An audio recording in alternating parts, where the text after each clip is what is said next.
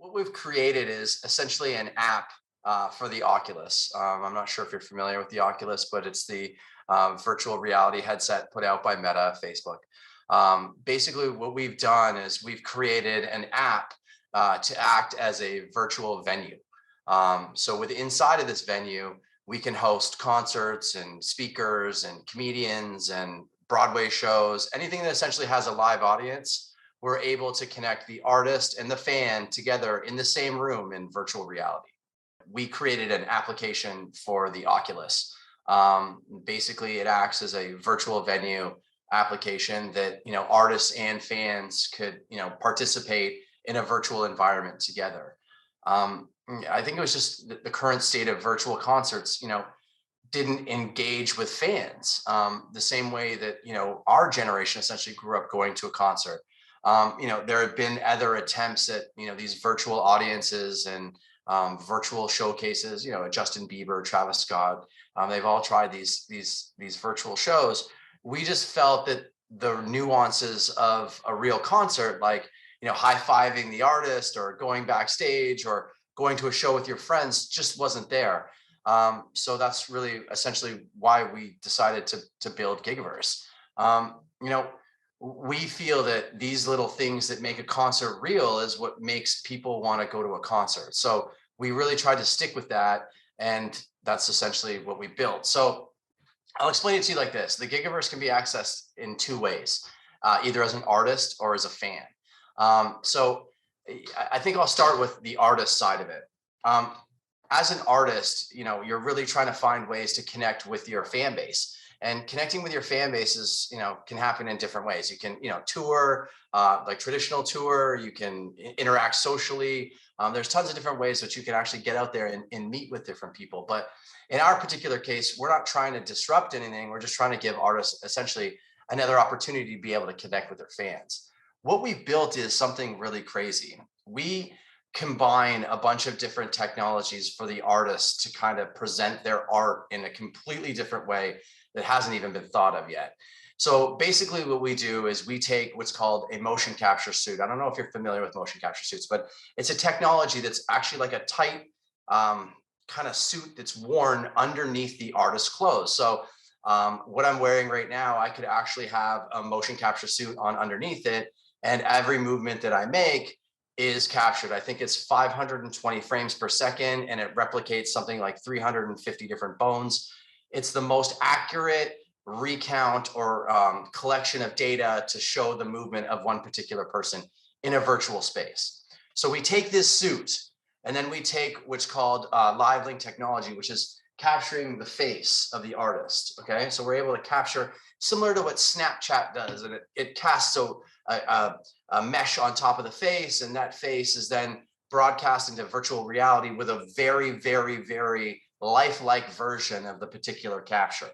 So we have the suit for the body, we have the capture for the face, and then we put them into a world on, we use Unreal Engine, and our dev team actually builds the environments to which they are going to perform in. So I'll put it to you like this. Let's say you wanted to go watch the Rolling Stones, and the Rolling Stones came to Gygaverse and said, "Hey, Gygaverse, we'd love to do a show with you guys, and we'd love you to build our stages." For every single song the Rolling Stones sing in our environment, we can change the physical dimensions around them for every single song. So if one song was about heartbreak, we could bring you to a very sad place. Or if one was about, a show inside of a nightclub, then we could bring you to a nightclub. If you want to perform on the moon, you can perform on the moon. If you want to perform underwater, you can perform underwater. We can essentially build the environments that your fan base will be standing in to experience your music. So it's kind of a really cool situation where we're able to kind of incorporate their art with visual surroundings. Look at it this way. If you go to a concert today, they have these media walls behind the artist. So, there's flames and sky and all this kind of, integration that kind of gives you a vibe of that actual performance. Take that two-dimensional aspect out of it and put your fan base in something where they can literally float and fly around your stages. That's what we could do for an artist. So that's just part of it. The other part of it is the ability to sell NFT tokens and wearables and experiences. So I'll get into that a little bit later. But there's also, the Gigaverse from the fan. So if I'm a fan and I live in Korea, let's say, and I'd never be able to experience this particular act from America that I've always wanted to see, but never seems to tour into Korea.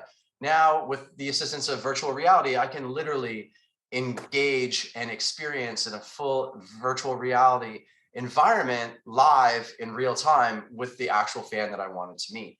The other thing that we've actually built, which is really crazy, is we're the first to actually put together a virtual backstage. So after the show is over, just like a real show, we invite people backstage to meet the artist, where they have an opportunity for about a minute or two to engage in a one-on-one conversation with the artist. So you can meet Mick Jagger backstage. He pops on his goggles and you pop on yours, and you have a real experience with that person, though not physically real, but still the realism of actually being in a space with Mick Jagger and yourself at the same time.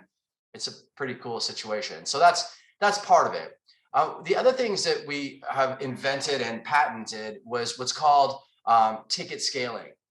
So one of the things that makes our platform really cool is if you were to buy a ticket to, let's say, the O2 Arena in London, and the general admission ticket was a $50 ticket, and you sit up in the back.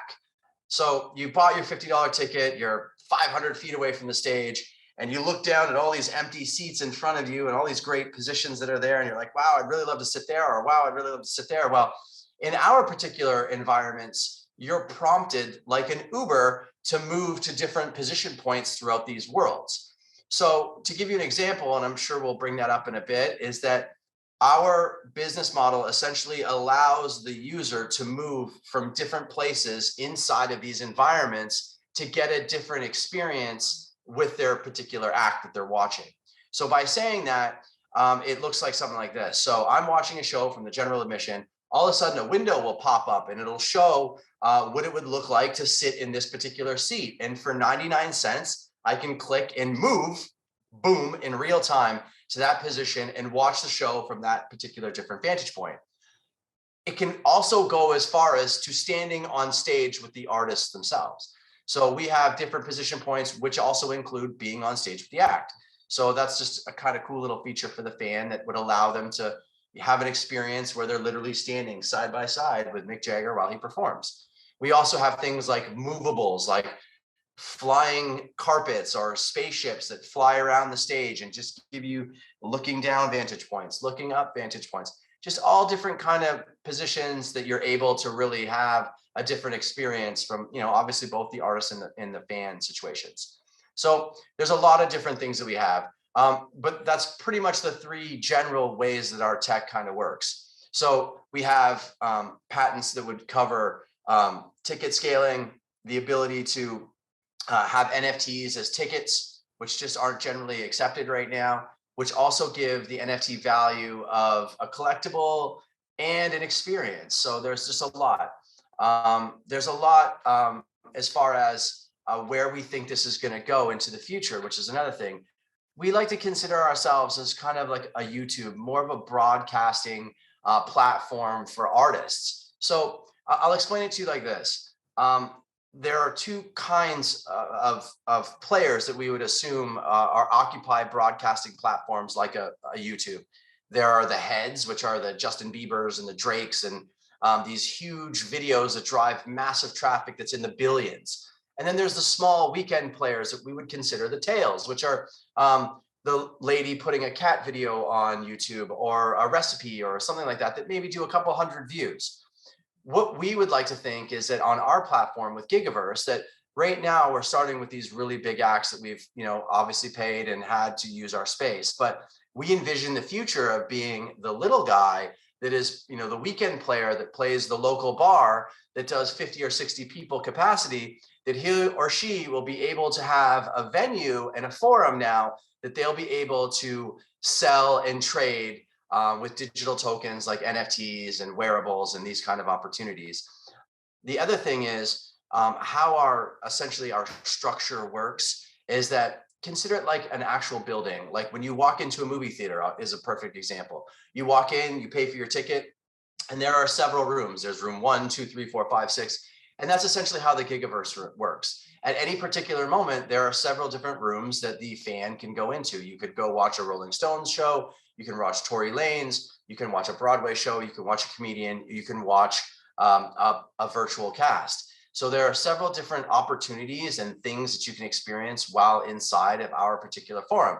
So that being said, we would like to grow into a situation where at any given point in time, whether you're an artist in Germany or whether you're an artist in America, whether you're a collaborator or fan from anywhere around the world, at any given point, there will be virtual experiences that you'll be able to go to while on our app and experience different things. So, but generally speaking, we are an application that is built to provide, fans and artists a place where they can come together, collaborate in virtual reality, live in real time.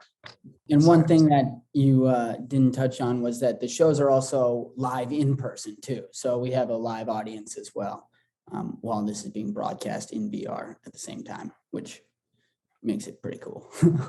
Exactly. So if I can touch on that just really quickly, if you're Drake specifically, let's say you're performing at the American Airlines Arena and you're performing to 16,000 people live in person, if you wear a motion capture suit underneath your show clothes, you'll be able to not only broadcast to those 16,000 people live, but you can perform to up to 1 million people in virtual reality simultaneously.